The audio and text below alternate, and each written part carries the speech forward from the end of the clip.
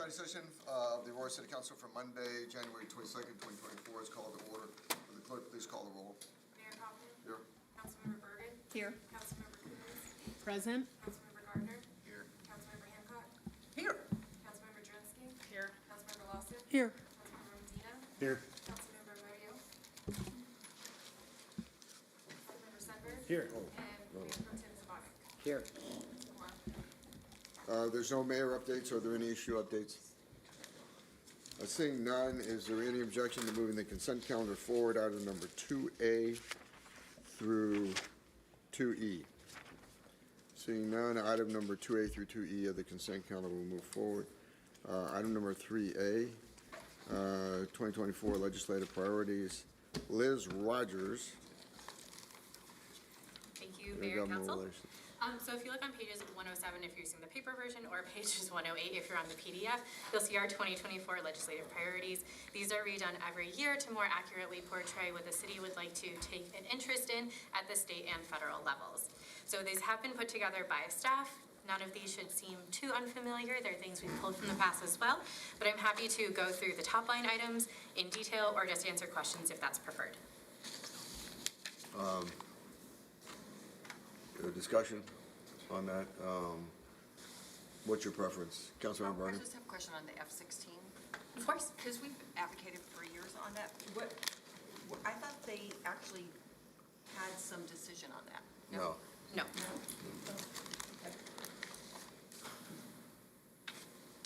Any other questions? Oh, we didn't get the first round. So, but the problem is, if there, no decision is a decision automatically against us. Because that means we don't have replacement aircraft for the F-16. To clarify, Councilmember Bergen, these were also specifically requested from the base to be part of our priorities. Okay, go ahead. Are there any other questions on the priorities, or would you like me to go into further detail? Oh, please do. I think we got it. Okay, so if you look on the federal legislative priorities, I'll read the top line for each section and then go in detail if there are any further questions. So Buckley Space Force Base, it would be urging Congress to move forward appropriations funding for Buckley Space Force Base Energy Grid Project from fiscal year 2027 to 2025, encouraging and promote solutions to the aging F-16 fighter jets at the Air National Guard's 140th wing to keep an active runway, and then also asking the congressional delegation to continue the support of Buckley Space Force Base's defense appropriations bill and assist in further funding towards the base. When it comes to homelessness and housing, the 24 priority asks are supporting grant funding for programs that provide non-traditional sheltering options, such as safe parking, safe outdoor spaces, and employment-focused sheltering, and then addressing housing and urban development income restrictions and recalculations. For infrastructure, we have pursue and support funding opportunities that will support the city's approach to transportation, growth, and connectivity. We also have supporting legislation that promotes efficient permitting processes, planning, and development of water storage and resources. Under public safety, we have supporting funding for programs that provide public safety services, including police, fire, and behavioral health, and support federal programs that address youth violence prevention at the municipal level. And under tax and licensing, we have addressing discrepancies between federal, state, and local banking regulations for the cannabis industry, and encouraging and supporting legislation related to tax-exempt advanced refundings for municipalities. And then lastly, under broadband and infrastructure, we have leverage funding to further improve cybersecurity capabilities that allows local governments to define their cybersecurity needs. And those are all the federal priorities. Okay, any questions? Councilmember Parker. On the infrastructure for transportation, have we identified, I mean, I know you have like some of the corridors on here, but is there a list that I could find somewhere of what projects we're advocating for? We want to talk about the workshop and the projects that we're bringing forward for. At the workshop? Yes, so there's two separate conversations. There's the bus rapid transit conversation, which has been for the East Colfax project. That's an existing project of which we've been partnering with the City and County of Denver and RTD for FTA funding to complete that project. Secondarily, there is the East Colfax extension, which is additional funding to support the extension of the East Colfax bus rapid transit projects further out, which is described in the packet. And then there are other infrastructure transportation priorities that we've discussed with council that have been on our capital improvement master plan list that we'll be seeking federal funding for. And at the February 3rd winter workshop, we'll be bringing an update on those projects, the planned application cycles, and our path forward for council's discussion. Thank you. Further questions? Okay, well, thank you. And I just want to say, and Liz, thanks for all your efforts, but Councilmember Lawson, as I was able to sit in the last meeting, and Councilmember Lawson did an extraordinary job, I think, in terms of her leadership on that committee, and thank Councilmember Gardner and Councilmember Jurinski for their participation as well. Are there any questions on the 2024 state priorities? Because those are just the federal ones. Just want to make sure that everyone has the information. Liz, can you go over the statements, Councilmember Bergen? Just review, just the title. We did last time. Okay, so Just for, the title, not the. okay, so for housing, we have addressing obstacles on Proposition 123 to allow municipalities flexibility in affordable housing unit development requirements, reforming construction litigation practices to allow for expanded housing development, and opposing state preemption of local authority, encouraging state officials and state agencies to work in collaboration with local governments to address housing needs. For homelessness, we have encouraged ongoing funding for the city's navigation center to address housing and homeless needs. For tax and licensing, we have addressed inequality in the distribution of cigarette stamp tax revenue to municipalities. Under infrastructure, we have funding for transportation infrastructure improvements to accommodate increased density, and legislation that promotes efficient permitting process, planning, and development of water storage. Under public safety, we have criminalized the possession of weapons by previous offenders and increased penalties for defaced firearms, increase the juvenile bed cap for the state, or allow statewide flexible bed spaces to address capacity issues at juvenile detention centers, and identify ways to partner with Colorado state and city agencies to ensure vehicle registration compliance. And lastly, for municipal courts, we have development and build out of a state database and development of a task force to allow for information sharing between municipal and state courts. Councilmember Bergen. I think this is moving forward at the state legislature, which is on some more bills on eviction process. Mm-hmm. Are we going to take, is that going to be discussed in FISA maybe, or? Yes. Okay, thank you. Further questions, discussion? Seeing none, thank you, Liz. Appreciate it. Item number 7A, interview and appointment schedule for Planning and Zoning Commission vacancy. Yes, we have one upcoming resignation for Kiara Aaron. His last day is going to be January 25th. So we just need direction from council on when you would like to do the interview process and appointment schedule. So in the backup, we have the proposed interview and appointment schedule for your review. Discussion? I'm sorry, is there a date for this? So we have January 11th is when we started advertising the vacancy. We'll have the deadline to submit the application February 1st. That gives 3 weeks for individuals to apply. Deadline for city council to submit rankings would be February 7th. Council determines candidates to be interviewed during the city council meeting on February 12th. And then if council wants to interview candidates during the study session, we could do that February 26th. If you do not want to interview during the study session, we could do that March 4th. So we would need direction on which day council would like to interview. Further discussion?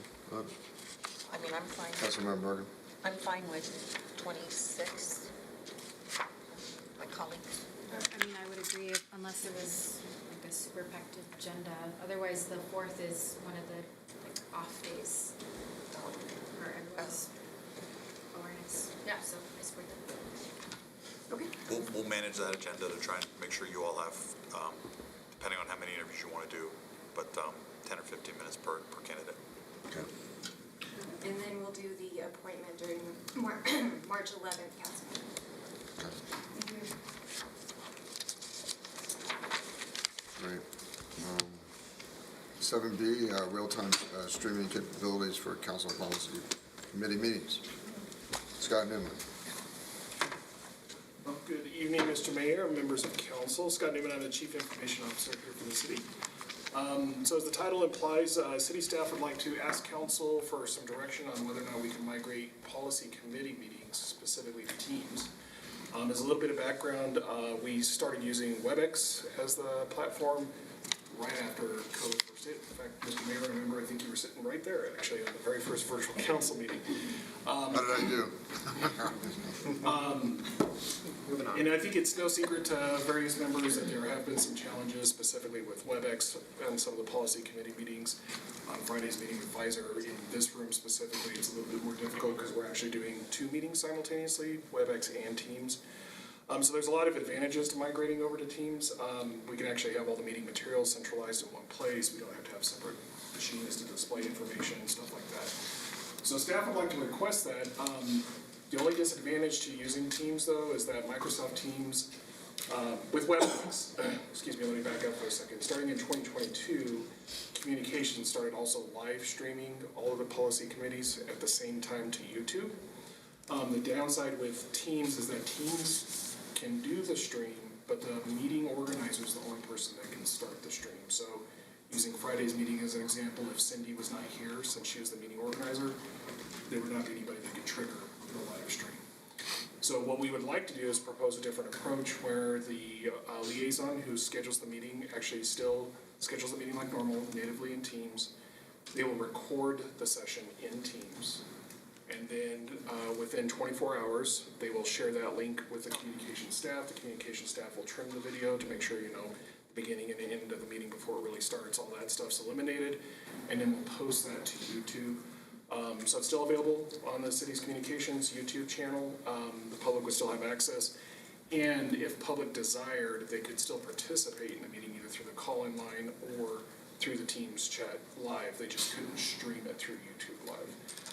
So we wanted to ask council, that is a little bit of a change because right now they do have YouTube live, but would council be in favor of us switching to Teams and then we just post the recording to YouTube after the fact? Discussion. Councilmember Gardner. Yeah, I don't have an issue with it. I think most cities aren't posting their policy committee meetings until after the fact. So I think it's fine. Further discussion. Nobody gets to comment anyway. Yeah. We're moving to Teams. And that's the other intent, is to kind of consolidate, because we, you know, WebEx, Teams, just sort of, so I think what you'll see is generally for policy committee meetings, study committee meetings, and executive session, Teams. I'm going to look at Scott. Did I say that wrong? So the only exception, study and council for now will stay as is because we have to do a little bit more work working with Kim's team because these are live broadcasts also to Aurora TV. So there's a little bit more we need to do there, but starting off policy committees and exec session could go straight to Teams. So. Further discussion. So Teams is there any objection to going in that direction? Very well. So then, just to clarify, our goal will be to try to get that rolled out into February. But again, we need to have a little bit of a transition with Kim's team, our team, and the liaisons. So we'll try, we want to do it in one fell swoop, so all of your committees are moved on at the same time. So if we can't get that done in February, we'll let you know, but that's what we're trying to do. Thank you. Well, seeing no further business before this study session, meeting is adjourned. We'll reconvene at 6:30 in council chambers.